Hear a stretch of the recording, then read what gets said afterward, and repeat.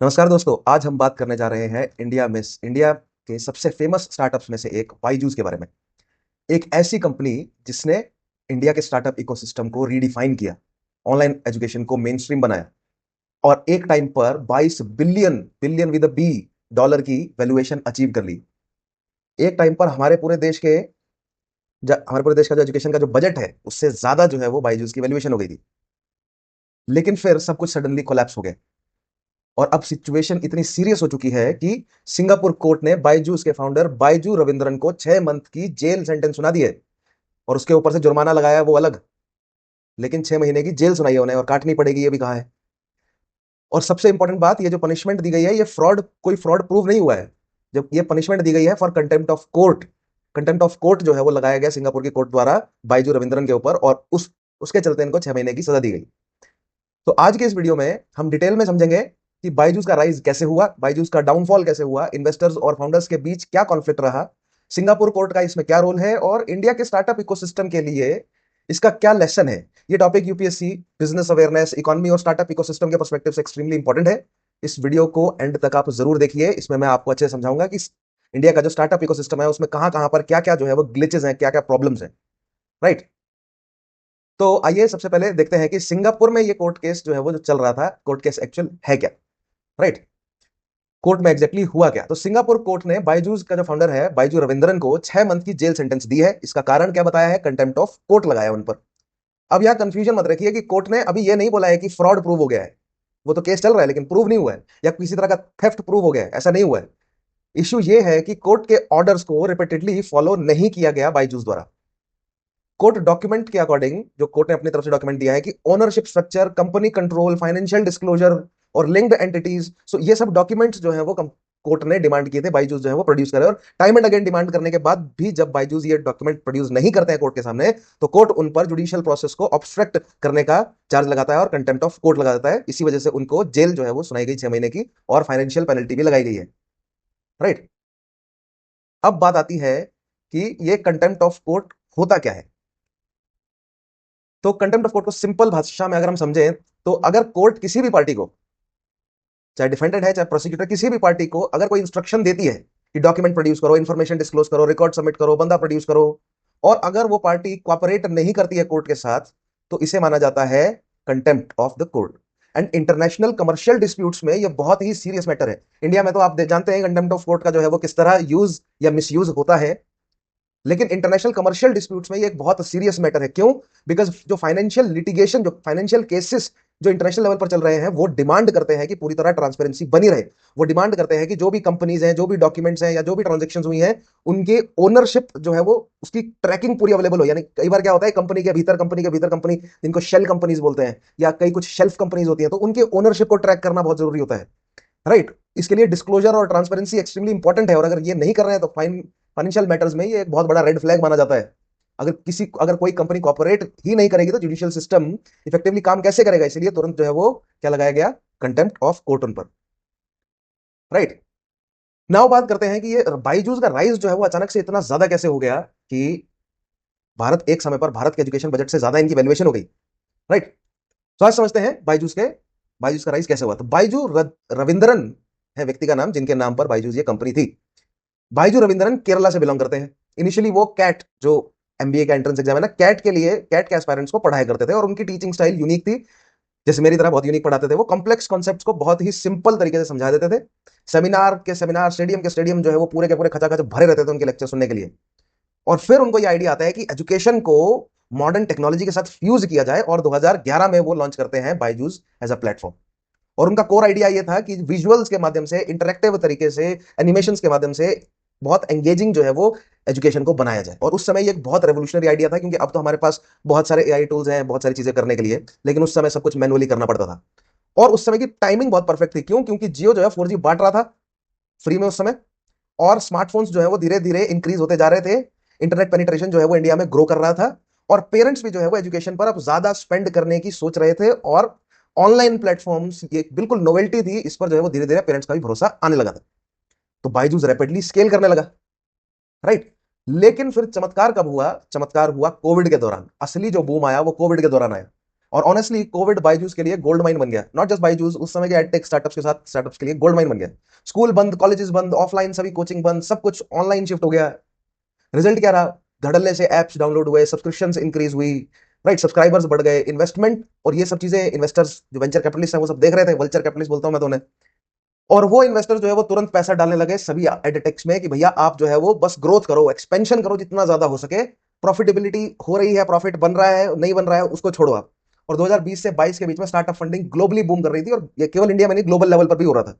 Profitability से उन्हें कोई मतलब नहीं था, इस समय ग्रोथ करना था उन्हें, बस जितने ज्यादा हो सके टीचर्स को अपने साथ जोड़ो और जितने ज्यादा हो सके बच्चों को अपने साथ जोड़ो, राइट। और इस पीरियड में बायजूस की वैल्यूएशन $22 बिलियन तक पहुंच गई थी, और कंपनी को इंडिया का मोस्ट वैल्यूएबल स्टार्टअप जो है वो बोला जाने लगा during this time, during the times of Covid, right. लेकिन फिर उसके बाद आता है इवेंचुअल डाउनफॉल, राइट। एक्सपेंशन में उनके साथ मिस्टेक हुई कुछ, और that resulted into their downfall. Biggest question है ये कि कोलैप्स कैसे स्टार्ट हुआ, बायजूस इतना जो राइज किया है, कोलैप्स शुरू कैसे हुआ है? उसका मेन रीजन है उनका अग्रेसिव एक्सपेंशन, यानी कि बेसिकली उन्होंने अपने पैर अपनी चादर से ज्यादा ज्यादा जो है वो पसार दिए थे। सो बायजूस ने बहुत अग्रेसिवली कंपनीज को एक्वायर करना शुरू किया, खरीदना शुरू किया। उन्होंने पहले तो आकाश को खरीदा, व्हाइट हाइट जूनियर और भी इस तरह कई मल्टीपल टेक प्लेटफॉर्म्स को खरीदा, और मुंह मांगे दाम जो वो मांग रहे थे, लो पकड़ो पैसा और आ जाओ। तो आप पूछेंगे सर इसमें प्रॉब्लम क्या थी? अगर प्रॉफिटेबल धंधे को अगर आप एक्वायर कर रहे हैं तो वो तो आपको पैसा बना के देगा ही, राइट। प्रॉब्लम यह है कि पहली बात तो एक्विजिशंस जो है वो बहुत ज्यादा एक्सपेंसिव थे, और ये जो डील्स वो कर रहे थे, एक्विजिशंस जो ये कर रहे थे, ये डील्स पैसा कहां से आ रहा था? क्या उनको इन्वेस्टर्स ये पैसा दे रहे थे कि डील कीजिए? इन्वेस्टर तो दे ही रहे थे, लेकिन एक बहुत बड़ा हिस्सा डेब्ट उठाकर, कर्जा उठाकर जो है ये डील को फाइनेंस कर रहे थे। और यहीं पर ये सबसे बड़ी प्रॉब्लम है, बोरोड मनी से एक्सपेंशन हो रहा था। और वेंचर कैपिटलिस्ट और लोन में जो है वो डिफरेंस होता है। वेंचर, अगर कोई व्यक्ति रिस्क, अपने रिस्क से आपके बिजनेस में पैसा इन्वेस्ट कर रहा है, अगर वो पैसा डूब जाता है तो इन्वेस्ट करने वाले का रिस्क है, लेकिन लोन, स्पेशली ऐसे मामलों में तो लोन रिपे करना ही पड़ता है। और जब धीरे धीरे कमाइयां कम होने लगी, लोन रिपे करने में इश्यू आने लगा, that resulted into the decline of the Byju's, right. और थोड़ा सा मैं आपको बताता हूं लोन क्राइसिस के बारे में उनके। सो अराउंड $1.2 बिलियन का लोन का क्राइसिस जो है वो बायजूस पर रहा। बायजूस ने अप्रोक्सीमेटली $1.2 बिलियन का टर्म लोन बी रेज किया। टर्म लोन बी एक ऐसा लार्ज इंस्टीट्यूशनल लोन है जो कि बहुत बड़ी बड़ी फाइनेंशियल इंस्टीट्यूशंस ही पे करती हैं, और बदले में बहुत स्ट्रिक्ट लीगल कंडीशंस के साथ जो है ये लोन दिया जाता है। इसका ब्याज और इसका जो मूल है वो पे करना ही पड़ता है हर हालत में, अदरवाइज बहुत स्ट्रिक्ट लीगल एक्शन, बहुत स्ट्रिक्ट लीगल प्रोटेक्शन होता है लेंडर के पास, राइट। तो इस तरह का टर्म लोन बी जो है वो ले तो लिया और उससे एक्विजिशंस कर तो ली, लेकिन अब चुकाने के लिए प्रॉब्लम बढ़ गई, क्योंकि कोविड के बाद ग्लोबल लेवल पर प्राइसेस जो है वो इंक्रीज हुए, इंटरनेट इंटरेस्ट रेट्स भी इंक्रीज हुए, फंडिंग जो है वो धीरे धीरे स्लो डाउन होने लगी, क्योंकि लोकल जो है वो पैसा फिर से वापस मार्केट में फ्लो करने लगा। इन्वेस्टर्स सडनली कॉशियस हो गए कि भैया अब देखते हैं मार्केट जो है वो क्या रूप लेगा कोविड के बाद, तो फंडिंग भी स्लो हो गई। और साथ ही में स्कूल्स भी खुल गए, ऑनलाइन लर्निंग की डिमांड धीरे धीरे कम होने लगी, ऑफलाइन सेंटर्स भी खुल गए। इसका रिजल्ट क्या है? डबल प्रेशर, फंडिंग कम हो गई, रेवेन्यू स्लो हो गया, और डेट तो भैया चुकाना है ही, राइट। यहां से प्रॉब्लम शुरू होती है। अब अगर एक जगह प्रॉब्लम है तो उसके आसपास अब शार्क्स या गिद्ध मंडराने शुरू हो जाते हैं। नेक्स्ट प्रॉब्लम जो है वो उनके लिए आती है उनकी गवर्नेंस की क्राइसिस, राइट। सबसे डेंजरस जो है वो उनके लिए ये मैटर रहा, उनकी गवर्नेंस की क्राइसिस। इंटरनल जो है वो ऑर्गेनाइजेशनल गवर्नेंस उनकी चरमराने लगी। बायजूस ने फाइनेंशियल स्टेटमेंट्स डिले कर दिया, और जैसे ही एडटेक्स में या स्टार्टअप्स में अगर आप इन्वेस्टमेंट्स ले रहे हो इन्वेस्टर से और बदले में उनको फाइनेंशियल स्टेटमेंट्स नहीं दिखा रहे हो टाइम पर कि आपने पैसे से क्या किया, it raises a lot of eyebrows, it raises a lot of questions. So Byju's ने फाइनेंशियल स्टेटमेंट्स को डिले करना शुरू कर दिया, और स्टार्टअप वर्ल्ड में ये एक बहुत बड़ा रेड फ्लैग, एक बहुत बड़ा प्रॉब्लम माना जाता है इसको। इन्वेस्टर्स और रेगुलेटर्स नर्वस हो गए। फिर डिलाइट नाम की एक कंपनी है जो कि ऑडिटर का काम कर रही थी बायजूस के लिए, उन्होंने पुल आउट कर लिया, राइट। और इससे जो है वो बाकी लोग सब चौकन्ने हो गए कि अगर डिलाइट पुल आउट कर रहा है दैट मींस कुछ ना कुछ मैटर है, वो किसी भी तरह के प्रॉब्लम में नहीं फंसना चाहता, राइट। तो डिलाइट साइड हो गया, बोर्ड मेंबर्स भी रिजाइन करने लगे, मार्केट में ये सिग्नल गया कि इंटरनल प्रॉब्लम्स बहुत सीरियस हैं। लेंडर्स ने ये एलिगेशंस लगाया कि मनी ट्रांसफर प्रॉपर्ली नहीं किया जा रहा है, क्योंकि प्रॉपर डॉक्यूमेंट्स ही नहीं पेश कर पा रहे हैं ये लोग, डिस्क्लोजर जो है वो इनकम्प्लीट है, ट्रांसपेरेंसी मिसिंग है। बायजूस की मैनेजमेंट ने इन एलिगेशंस को डिनाई किया, ऑब्वियसली वो तो डिनाई करेंगे अपनी तरफ से। उन्होंने कहा कि लेंडर्स जो है वो कंपनी पर कंट्रोल करना चाहते हैं, अपने बंदे ज्यादा से ज्यादा बोर्ड में कंपनी के बिठाना चाहते हैं, कंपनी का कंट्रोल उनके हाथ में चाहते हैं कि उनके हाथ में हो, इसलिए इस तरह के एलिगेशन लगा रहे हैं, बदनामी की जा रही है जी हमारी तो, राइट। और ये क्योंकि बायजूस ग्लोबल लेवल पर भी एक्सपेंड कर रहा था अपने आप को, तो ये ग्लोबल लेवल का कॉन्फ्लिक्ट बन गया। अब यहां पर आप पूछेंगे कि सर इंडिया की कंपनी है तो सिंगापुर में जाकर जो है वो ये लिटिगेशन क्यों हो रहा है, राइट, सिंगापुर में क्यों? तो इसका रीजन सिंपल सा ये है कि सिंगापुर जो है वो एक global financial and arbitration hub है। जैसे यूरोप में स्विट्जरलैंड न्यूट्रल टेरिटरी है ना, राइट, अलग सभी कंट्रीज के लिए अगर युद्ध छिड़ता है तो वो स्विट्जरलैंड में आकर संधियां कर सकते हैं, राइट। उसी तरह ग्लोबल लेवल पर जो फाइनेंशियल जो जितनी भी स्फीयर्स हैं या फाइनेंशियल बड़े जो इंस्टीट्यूशंस हैं, या अगर मैं नेशंस की ही बात करूं, वो सभी अगर एक दूसरे के साथ अगर एंटी हो जाए तो कोई ना कोई एक न्यूट्रल जोन होना चाहिए जहां पर जाकर वो मतलब आर्बिट्रेशन कर सके जुडिशरी के सामने, या बेशक आपस में ही। सो वो global financial and arbitration hub बना क्या, Singapore. International startup financing structures में सिंगापुर कॉमनली यूज होता है, राइट। अगर कब यूज होता है, फॉरेन लेंडर्स हो, फॉरेन इन्वेस्टर्स हो और फाउंडर्स के बीच में कोई किसी तरह का डिस्प्यूट हो, तो सिंगापुर एक न्यूट्रल वेन्यू माना जाता है जहां पर जाके डिस्प्यूट रिजॉल्व हो। इसीलिए बाइजूस से लिंक्ड एंटिटीज और फाइनेंसिंग स्ट्रक्चर सिंगापुर जुरिडिक्शन से कनेक्टेड थे, और इसी वजह से सिंगापुर कोर्ट जो है वो इन्वॉल्व हुआ और फाइनली उनको सजा भी दी गई, राइट।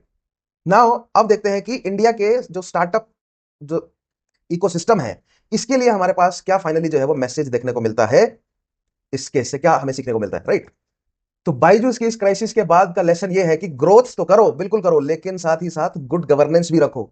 गवर्नेंस अगर आपकी चरमरा गई तो ग्रोथ जो है वो इनेविटेबल फेलियर की तरफ बढ़ जाएगी। सिर्फ वैल्यूएशन बढ़ाने से ज्यादा फंडिंग लाने से ज्यादा एड्स चलाने से, हेडलाइंस बटोरने से, एक्सपेंशन करने से, अग्रेसिवली एक्सपेंड करना इनफ नहीं है।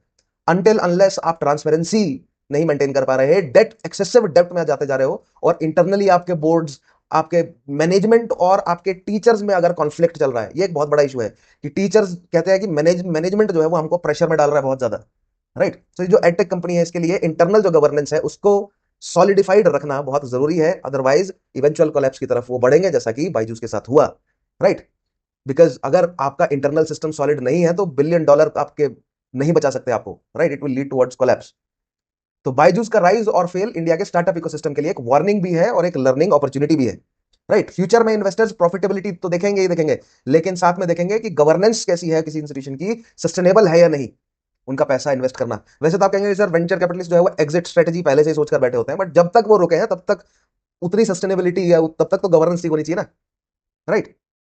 सो ऐसे में आपका क्या ओपिनियन है, क्या लगता है आप लोगों को कि इंडिया का स्टार्टअप सिस्टम जो है वो किस डायरेक्शन में जा रहा है, राइट। फंडिंग का बबल जो बन गया है, गवर्नेंस का जो फेलियर है और इन्वेस्टर्स का जो कॉन्फिडेंस कोलैप्स कर रहा है, राइट, ये बिगेस्ट स्टार्टअप से ग्लोबल क्राइसिस की तरफ बढ़ गया। And this is not just the case of Byju's, other और भी कई कोई इस तरह के इंस्टीट्यूशंस हैं जिनके साथ ये प्रॉब्लम जो है वो बढ़ती जा रही है। आपका क्या मानना है, क्या बायजूस इस चीज से रिकवर कर सकेगा? मुझे कमेंट्स में आप लोग जरूर मेंशन कीजिए। क्या आपने कभी बायजूस के साथ जो है वो स्टडी करी, मुझे कमेंट्स में बताइएगा।